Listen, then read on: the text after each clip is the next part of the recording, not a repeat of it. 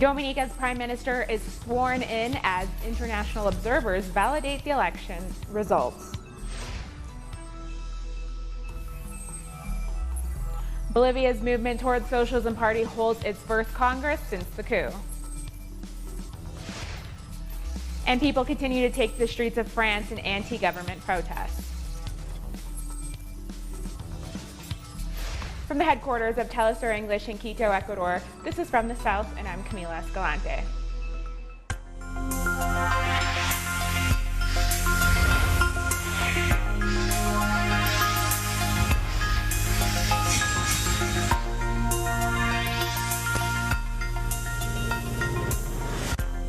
Prime Minister Roosevelt Skerrit has been sworn in for a new term following his party's sweeping win in Friday's general election. President Charles Savarin administered the oath of office of Prime Minister and the oath of allegiance. I, Roosevelt Skerrit, do swear. I, Roosevelt Skerrit, do swear. That I will faithfully execute. That I will faithfully execute the office of Prime Minister. The office of Prime Minister. Without fear or favor. Without fear or favor. Affection or ill will. Affection or ill will. And that in the execution of the functions of that office. And that in the execution of the functions of that office. I will honor, uphold, and preserve. I will honor, uphold, and preserve. The Constitution of the Commonwealth of Dominica. The Constitution of the Commonwealth of Dominica. So help me God. So help me God. In the landslide victory, Dominica's ruling Labour Party took 18 out of the 21 constituencies that were up for grabs. The opposition candidate of the United Workers' Party, Lennox Linton, won only 3 constituencies. The opposition had pushed the Prime Minister Skerrit to enact electoral reforms in a bid to gain a better electoral advantage. The spokesperson for the Commonwealth Election Observers Mission recommended that the government of Dominica, or commended the government of Dominica for holding free and fair elections in accordance with the law. It is our considered view that the results reflect the collective will of the people who voted, and that the 6th December election was conducted in accordance with the laws of Dominica. We commend and congratulate all Dominicans who participated peacefully in an important civic exercise. We also congratulate the election authorities and polling staff, the political parties, the police forces, and party agents for their respective roles in ensuring the success of the electoral process. The OAS mission in Dominica also confirmed that they found no irregularities in Friday's elections, therefore validating the results. Our correspondent in Rousseau, Alejandro Kirk, brings us the latest. This is where the OAS presented today its report, the preliminary report on the elections, the Electoral Observers Mission. And to the astonishment of the opposition, they validated the election. They did not find any irregularity. The chairman said, in order to justify an objection to the whole process. That infuriated opposition members who were here in order to hear something else as it happened in Bolivia. This is the result of an overwhelming landslide victory of the Labour Party on the elections on Sunday. The government was, the new Prime Minister, which is the same Prime Minister we elected, Roosevelt Skerrit, was sworn in a small ceremony this afternoon at the State House here in Rousseau, the capital of Dominica. But the island's opposition was not ready to accept Friday's results or their confirmation by the Organization of American States. During the OAS press conference, opposition members continued to question the validity of the electoral system. Prime Minister Skerrit declared his victory during a late evening address to the nation, but appealed to the Labour Party and supporters to hold off on celebrations and instead take the time to pray and reflect, postponing celebrations for 1 week. It is customary for various kinds of celebrations to follow elections. Nonetheless, given the volatility and tensions of the last few weeks, I am asking all Labour Party candidates to suspend their victory celebrations until next weekend. Instead, I am declaring Sunday, December 8th as a day of national peace, prayer, reconciliation, and healing.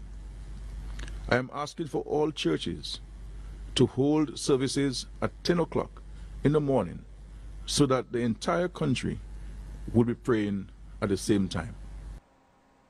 Venezuelan President Nicolas Maduro sent his congratulations to Prime Minister Roosevelt Skerrit and the people of the Commonwealth of Dominica, quote, for a model election day, which gave the Labour Party a great victory once again. The peoples of the Caribbean display their democratic character and decide their future in peace, end quote.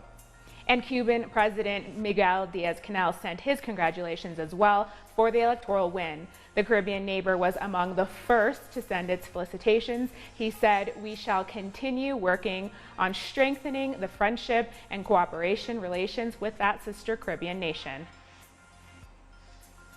And CARICOM sent its congratulations and that of the Secretary General Ambassador Erwin LaRocque to the Dominica Labour Party on their resounding election victory. Telesur was among the international outlets the Prime Minister spoke to ahead of his swearing in. Skerrit had this to say about the Organization of American States and its Secretary General, Luis Almagro, and why SELAC was needed. The Prime Minister was also asked about the sudden interest by the international media in Dominica's election. And so the OAS has lost its importance and its relevance and the respect that it has had. And for the OAS to come back to where it was prior to Mr. Almagro taking office, he has to be removed. If he's re-elected, my friend, woe be unto the Latin American grouping. And you remember, CELAC was formed because of the issues we had with OAS. The Caribbean Latin American felt that the OAS was not addressing the issues that it was set up to set up. And that's why CELAC came about. That the Caribbean and Latin America felt that we need to get together to discuss our common challenges and to find common solutions. Whew. A lot of interest in this election, you know. A lot of machinations at play. We're not surprised. I mean, the extent of it is exceptional. I mean, we came under serious attack. I mean, well coordinated international media. You saw Washington Post, the New York Times. You know, even before the action happened, the stories were written already. Al Jazeera, you know. I mean, the tweeting by ambassadors, which is unconventional. We'll take a short break now. Join us again in a minute.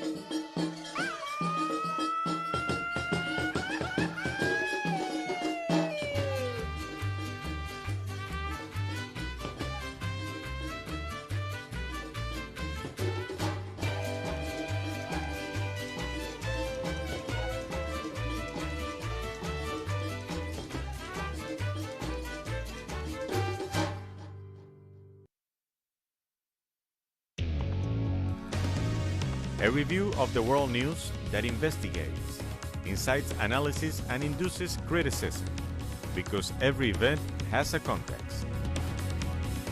Pusimos el punto en la I. Dotting the I. Saturdays, only on Telesur.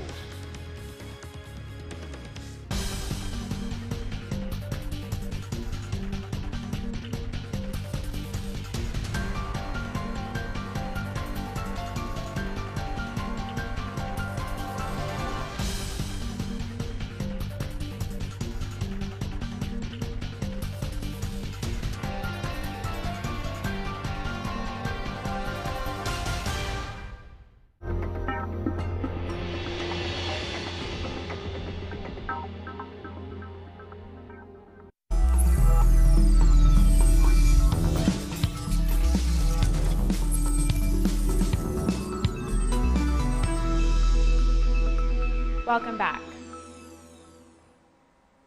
Bolivia's movement towards socialism political instrument for the sovereignty of the People's Party is holding a Congress of delegates from all departments of Bolivia and with representation from the indigenous and campesino social movements which make up the MAS in the city of Cochabamba. The event includes the participation of leaders of the Cocalero region and other political leaders. They've discussed strategies to confront the coup and how to move forward with the process of change. Official candidates for the upcoming election won't be named today. However, Evo Morales made a phone call in which he said to draw up shortlists to be taken for debate within the social movements. I think that today we are going to define the beginning of the line of struggle to maintain this process at the head of all the Bolivian people, with that slogan that we are seeing a de facto coup and dictatorial government. I think it's important to ratify the strength of the Bolivian people. There is no more press, we no longer have police service, we have nothing, and that's why we are fighting. We are not going to fall again. They got right of Evo Morales. Now we are on our feet. We will never fall again. We'll fight until the end. Comrades. And Evo Morales sent his love to the Congress, saying he's appreciative of the confidence in appointing him as campaign manager for the MAS. He said, quote, "We will choose a unitary candidate, and again, we will win the elections in the first round. Thank you for not abandoning me. I will always be with you. Together, we will continue to make history as we have won until now." Bolivia's ousted President Evo Morales temporarily left Mexico on Friday and is currently in Cuba. The spokesperson for Mexico's Foreign Ministry, Roberto Velasco Alvarez, confirmed on Twitter that Morales flew to Cuba on Friday morning. According to Bolivia's former health minister, Gabriela Montaño, who accompanied Evo Morales to Mexico, the president traveled to the island for a medical checkup with the team of Cuban doctors who had previously cared for him in Bolivia. The incoming president of Argentina, Alberto Fernandez, has said that his administration cannot recognize Bolivia's de facto government, adding that for Argentina, Bolivia has no president until democratic elections are held. For us, Bolivia has no government until Bolivian citizens vote in democratic elections. It's as simple as that. A de facto government is not a government. So until Bolivians vote, they don't have a president we can recognize. And on Friday, Argentina's incoming president introduced his government cabinet. Fernandez named Santiago Cafiero as cabinet chief, a political science expert who has long-standing ties to Peronism. As Minister of the Economy, Fernandez chose Martín Guzmán, who will be assigned the task of dealing with the colossal IMF loan incurred by outgoing President Mauricio Macri. Macri is leaving Argentina in the midst of an economic crisis that has seen over 40% of the population slide under the poverty line. The country is very different from the one Macri described in his farewell message. Argentina is experiencing what it does as a result of the policies that implemented over the last 4 years. The country inexplicably began to take on debt, short-term debt, that we will clearly be unable to pay. We are dealing with runaway inflation as a result of the ongoing government's lack of capacity to manage it. 2 more indigenous Brazilians from the Guajajara people have been killed in the village of El Betel by unknown gunmen. A car reportedly drove past and someone inside shot at the 2 men who were on a motorcycle. They were returning from a meeting on the defense of their rights. These latest killings are suspected to have been carried out by illegal loggers who have previously targeted forest keepers in the area. Residents have placed much of the blame for these attacks on far-right President Jair Bolsonaro and his anti-indigenous rhetoric. Chile's government is currently going through its worst crisis as social upheaval has gripped the nation for over 50 days. As people continue to protest inequality and police brutality, international bodies have confirmed that recent human rights violations by the state justify a trial against President Piñera. Friday, December 6 marked 50 days since massive popular mobilization started in Chile. In this time, citizens have faced head-on the government's repressive actions. Piñera declared war on us a few weeks back. They have criminalized us. They have tried to keep us quiet, to make us invisible. But as a people, we continue our fight because we have a right to protest. Civil disobedience is a human right when facing such a repressive and violent government.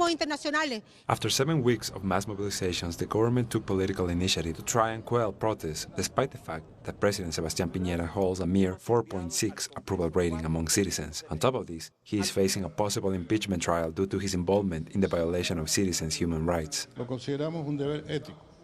La acusación constitucional. We think it's an ethical duty that he be impeached. If you ask people on the street, everyone agrees with this. We know that we could lose in Congress, but ethically, the people will win, because we will have upheld our own human rights. A recent report by the Inter-American Commission for Human Rights expressed concern for the unchecked use of force by security forces. So far, there's been 26 deaths, over 12,000 injured, and close to 30,000 arrested. On top of these numbers, 350 people have lost an eye as a result of police brutality. We have pointed out that there have been grave human rights violations. We cannot say these are mild abuses. Mobilizations continue as the debate over the creation of a constituent assembly is overshadowed by the government's security agenda. Things haven't changed since protests began because this government has chosen to criminalize us and ignore our demands about the social reforms we want to see. The people want a solution to this crisis. We've made that clear over the past 50 days. We have remained together. We are helping each other. We are seeing the things we have in common. This is a historic moment as everyone in Chile is coming together. I have been out here every Friday since the protests began because we cannot give up the streets. And this is what they do, week after week. Despite police repression, with their will and their hopes placed on changing Chile for the better. We'll take a short break now. Join us again after this.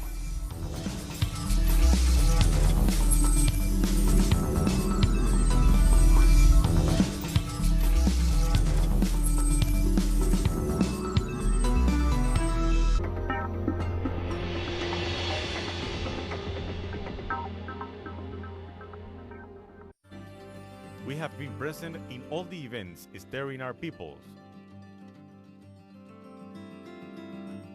United for each transmission and in tune we bet on a new Latin American vision. Now we are also accompanied by the Caribbean people of St. Kitts and Nevis. Each day working for the best understanding and communication.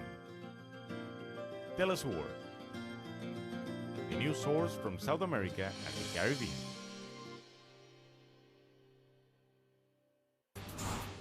Innovation, science, the technological breakthrough, and its influence in society.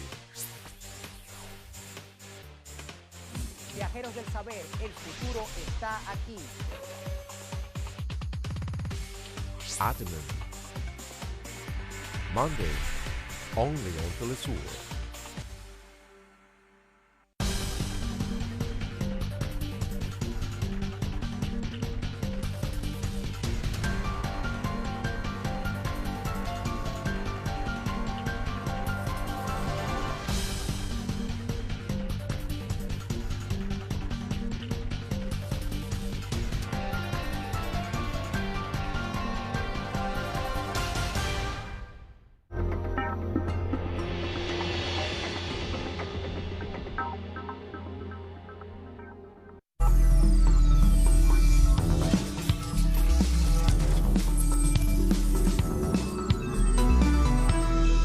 Welcome back.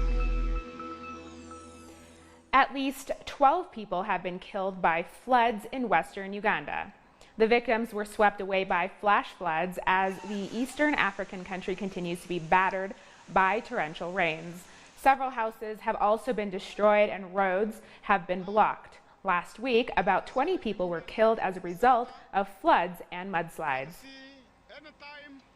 Malawi's Constitutional Court has finished hearings on a case which seeks to have the results of recent presidential elections declared null and void.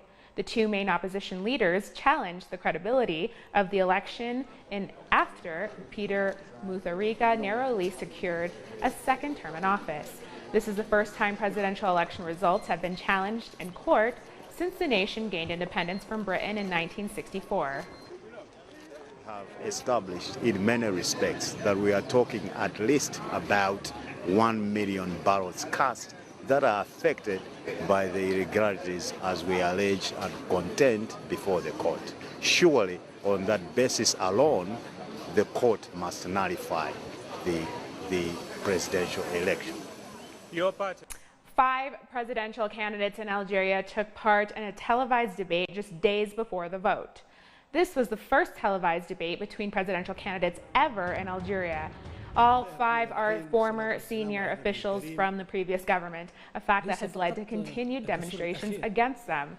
Protesters consider these elections meaningless, saying that as long as the old political elites are the candidates, nothing can change in the country.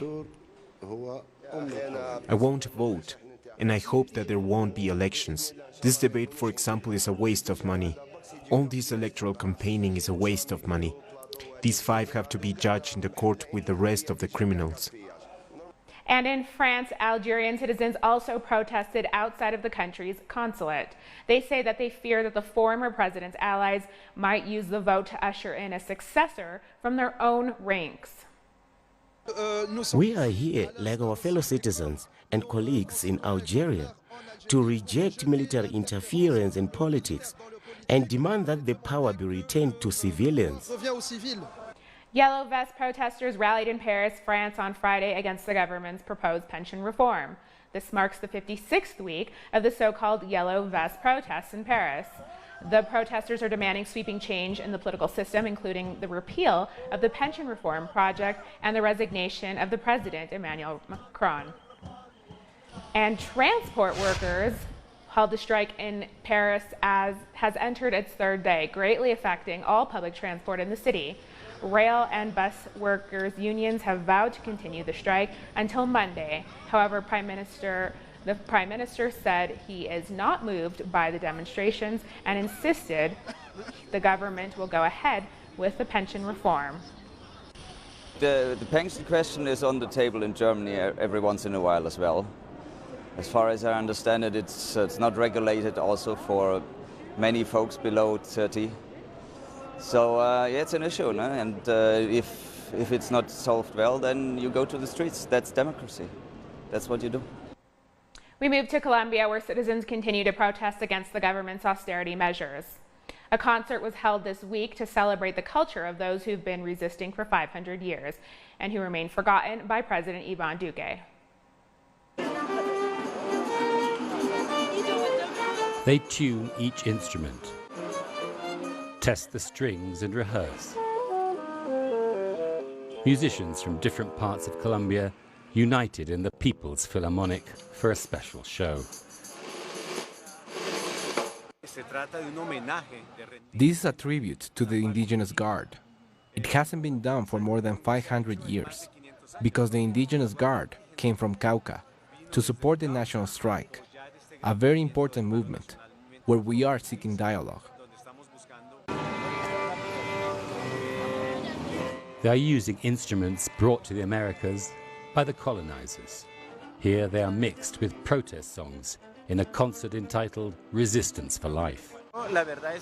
What we are doing is based on the meeting of 2 cultures. This concert is in honor of the greatest resistance ever in the world. Everything is ready, and then the Indigenous Guard were welcomed to this performance.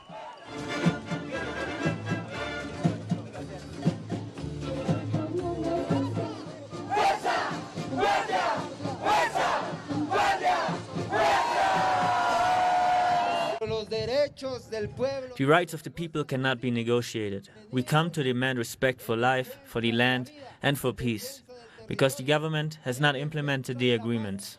In his campaign, the president promised not to increase taxes, but he's done the opposite.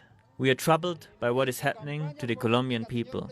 That is why the struggle of the students, campesinos, and Afro-Colombians is also our struggle. Flags wave in recognition of Colombia's ancestral peoples. Now they hope that this song to demand social rights is heard in the talks with the government, which for now are stalled.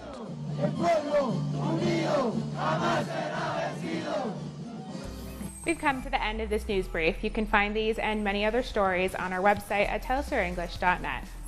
And join us on social media, Facebook, Twitter, and Instagram. For Telesur English, I'm Camila Escalante. Thanks for watching.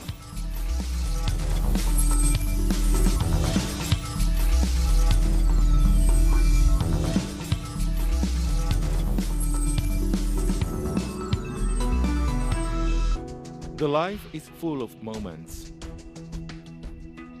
Moments of fight. Moments of hope.